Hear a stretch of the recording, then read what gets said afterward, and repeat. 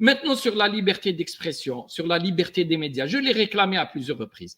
Et la liberté des détenus, en particulier ceux qui étaient détenus au Hirak, là, il y a eu une escroquerie intellectuelle à laquelle j'ai été victime.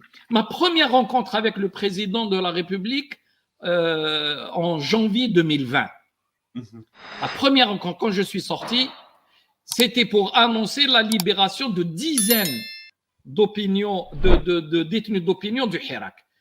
Libération qui s'est faite dans les semaines juste après que j'ai eu à ce moment-là à le révéler. Plus que ça, j'ai été le revoir spécialement et spécifiquement pour quelques figures du Hirak. En particulier, j'avais plaidé pour Karim Tabou, pour Samir Belarbi et pour d'autres. Samir Belarbi a remercié publiquement, mais d'autres m'ont insulté parce qu'ils ont considéré que je les ai utilisés en les faisant libérer. Vous voyez comment l'esprit des gens est absolument pervers parfois. Et donc, j'ai subi des attaques systématiques comme si que moi, j'étais contre les détenus d'opinion alors que toute mon action était pour les libérer. C'est ça qui est insupportable. Et il y en a encore, on est d'accord, monsieur. Il y en a encore, bien sûr. Et il y a même pour ceux qui auraient commis des erreurs, nous étions dans une phase exceptionnelle. Dans le Hirak, tout le monde a probablement dépassé les bornes. Ça, c'est évident qu'il y a eu des excès et il y en a eu ce que j'ai vu et entendu. Mais il aurait fallu rapidement dépasser cette situation. On ne met pas systématiquement, même en ce qui concerne Qadi Ihsan, il faut le libérer. Il n'y a pas lieu de mettre les gens comme ça indéfiniment en prison. Le cas de Rdiri aussi, c'est pas normal qu'ils soient en prison. Ce sont des gens qui ont peut-être dit un mot en plus, et encore, je ne vois pas où est le problème. Mais si on veut construire une démocratie où il y a des échanges, où il y a une réflexion, où il y a de la critique, c'est le seul moyen de faire évoluer le pays. Maintenant, si on cadenasse tout, ce n'est plus la peine. D'où ma position de mars 2024, quand j'ai dit au président de la République, il faut éviter d'aller encore une fois parce que je vois bien sur quelle dynamique il est porté. Parce qu'ils ont besoin de tout contrôler, de fermer les médias, d'empêcher les gens de s'exprimer à la télé, etc. Et ça ne peut pas être une politique. Merci. Lias, peut-être on va regarder les perspectives. Tout à fait, absolument.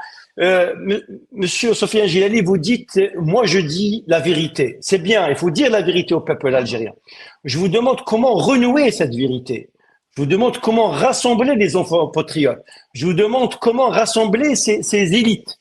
Je vous demande comment réorganiser toutes nos institutions, que vous le vouliez ou non, qu'on le veuille ou non, elles sont quelque part, elles sont pas indépendantes. Comment? C'est-à-dire faire décoller ce pays. Parce qu'on ne peut pas construire quelque chose sur une pensée unique. Et c'est ça. Comment renouer la vérité et je veux dire, avoir un élan patriotique. Absolument.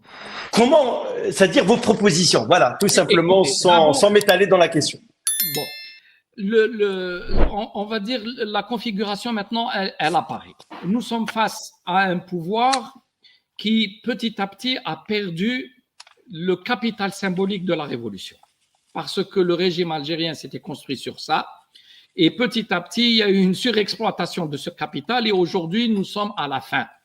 Et donc, de tout point de vue, générationnel, idéologique, de dimension nationale, l'Algérie aujourd'hui est sommée de s'inventer un destin. Maintenant, qui peut le faire? Moi, je n'ai plus de grands espoirs par rapport au pouvoir. Il n'y a rien de nouveau qui apparaît chez lui. Il n'y a pas d'imagination. Ça ne signifie pas qu'ils soient mauvais, qu'ils ont envie de faire du mal au pays, mais ils appliquent ce qui les a formés. C'est leur conviction. Et là, il y a un souci.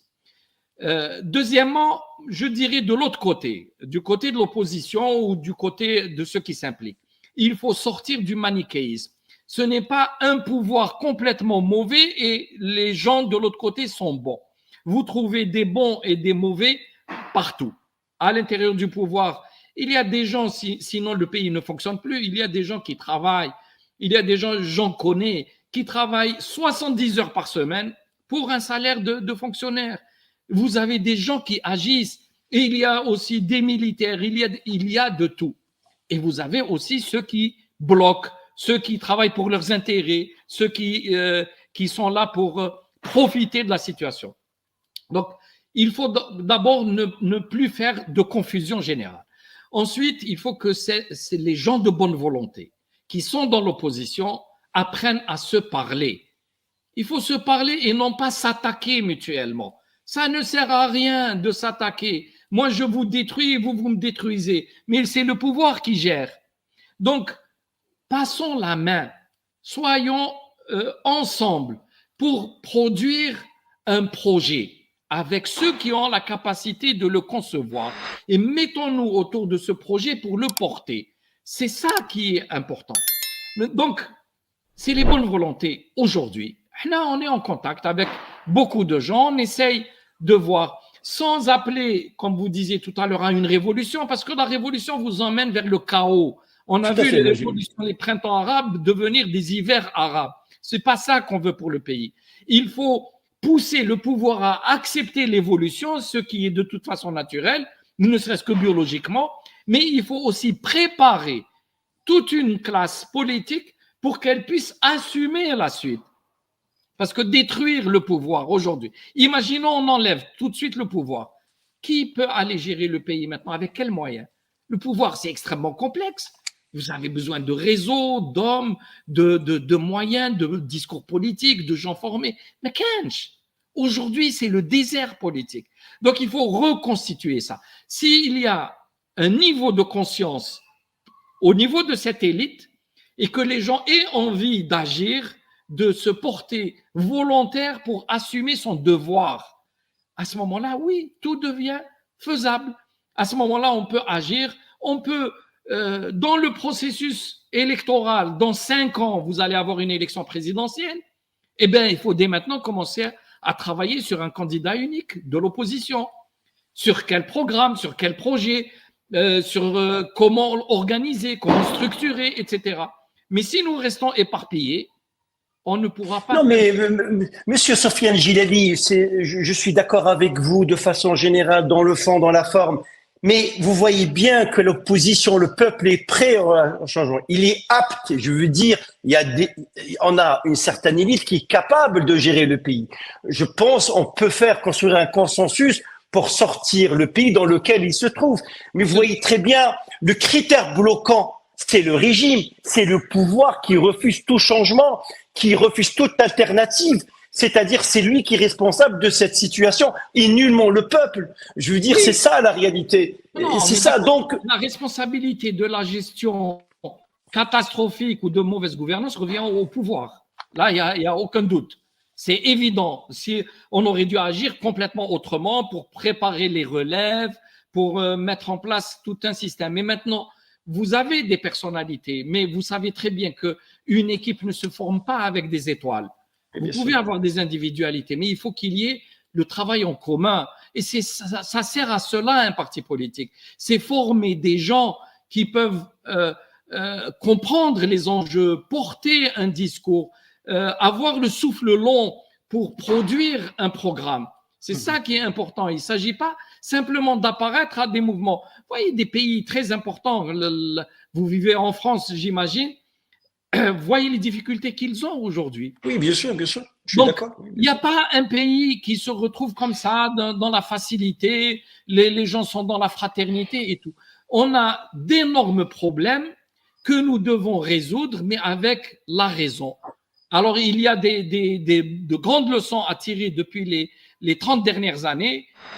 Il faut arrêter de mélanger la religion et la politique. Il faut arrêter de mélanger l'identité et la politique. Il faut que la politique réfléchisse sur des programmes objectifs par rapport à des problèmes objectifs que nous aurions diagnostiqués. Et ce travail-là, il faut le faire ensemble. Quelqu'un seul ne peut pas le faire. Si tout seul ne peut pas le faire. Il faut qu'il y ait des points de vue différents. Il y a ceux qui veulent défendre la classe ouvrière, il y a ceux qui veulent défendre la classe libérale, il y a ceux qui veulent défendre les fonctionnaires.